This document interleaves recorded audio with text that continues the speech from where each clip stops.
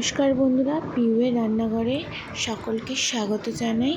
আশা করি আপনারা সবাই ভালো আছেন, আমিও ভালো আছি। আজকের রেসিপি মাটনের লাল ঝোল। সবাই বানিয়ে খেয়েছেন, কিন্তু আমি আমার প্রসেসে দেখাবো।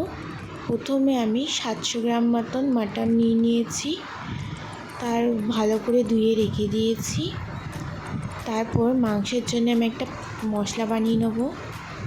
মিক্সিং জারে রসুন, আদা, একটা টমেটো, তিন থেকে চারটে কাঁচা লঙ্কা, দুটো শুকনো লঙ্কা, জিরে আর জল দিয়ে ভালো করে স্মুথ পেস্ট বানিয়ে নেব।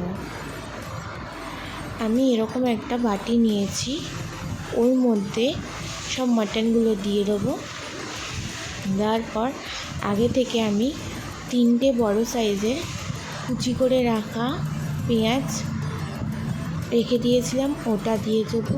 তারপর দেব মিহি করে রাখা মশলার পেস্টটা, আর দেব 3 চামচ মতো নুন,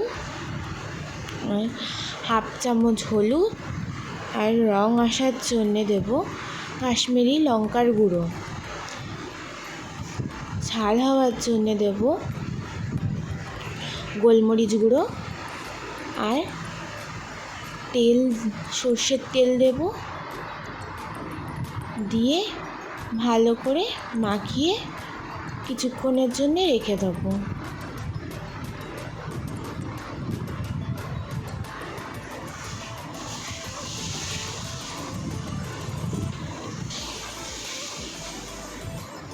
এই মাখানোটা কিন্তু ভালো করে করতে হবে, এই মাখানো নালে কিন্তু মাংসের স্বাদ আসবে না।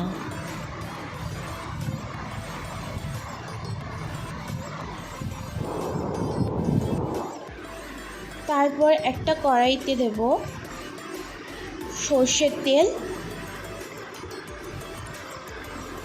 অল্পই দিলাম, আগে থেকে যেহেতু সর্ষের তেল দেওয়া ওই জন্য। গরম হয়ে গেলে একে একে সব আলুগুলো দিয়ে দেবো।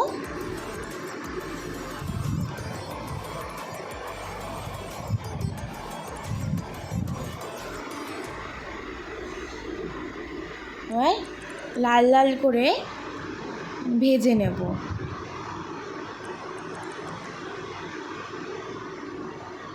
ঢাকা দিয়ে খুলে হালকা ভাজা হয়েছে, আর একটু ভাজবো।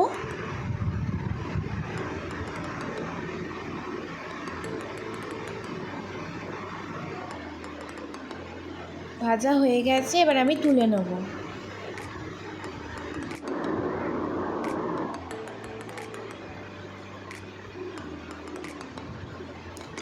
ওই তেলের মধ্যে একটা তেজপাতা ছিঁড়ে দিয়ে দেবো। তারপর দেব ম্যারিনেট করা মাংসগুলো।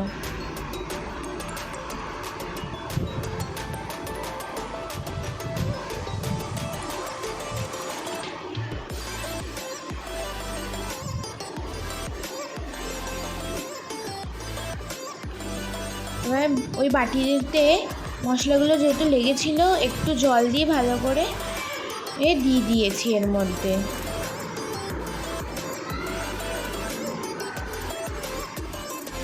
এবার ঢাকা দিয়ে দেবো।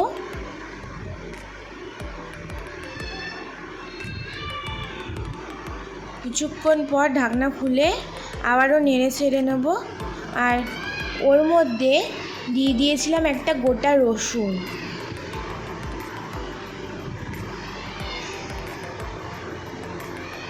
আবারও ঢাকা দিয়েছিলাম। এখন জলটা অনেকটা শুকিয়ে গেছে, আবারও নেড়ে ছেড়ে নিচ্ছি।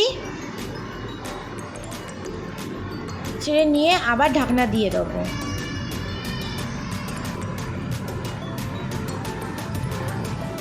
আবারও কষানো হয়ে গেছে, দেখো চারি সাইড দিয়ে তেল ছেড়ে দিয়েছে। ভালো করে নেড়ে ছেড়ে নিয়ে ঢাকনা দিয়ে দেবো আরেকবার।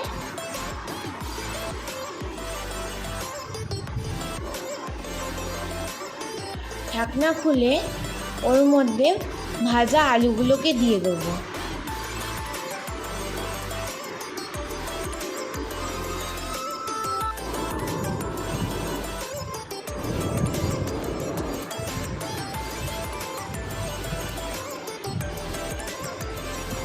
আলুগুলো দেওয়া হয়ে গেছে। এবারে একটা পাশে গ্যাসে আমি প্রেসার কুকারে জল গরম করতে দিয়ে এটার সাথে আমি ভালো করে কষিয়ে নেব। এনে আলুগুলো দিয়ে আমি ভালো করে কষিয়ে নিচ্ছি। ভালো করে নাড়াচাড়া করে নিয়ে কড়াইতে আবারও ঢাকা দিয়ে দেবো। কষানো হয়ে গেছে, এবার আলুগুলো সব আমি তুলে নেব।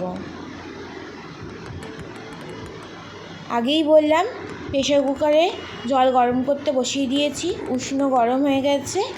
এবার কষানো মাংসগুলো আমি দিয়ে দেবো এর মধ্যে।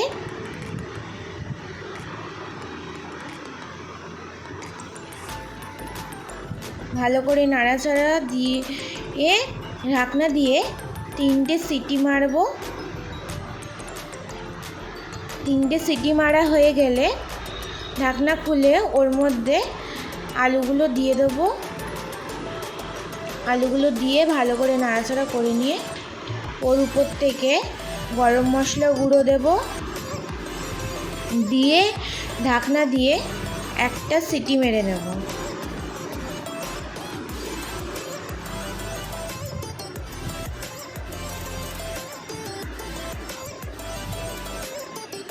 সিটি মারা হয়ে গেছে, দেখো রং এসছে কীরকম।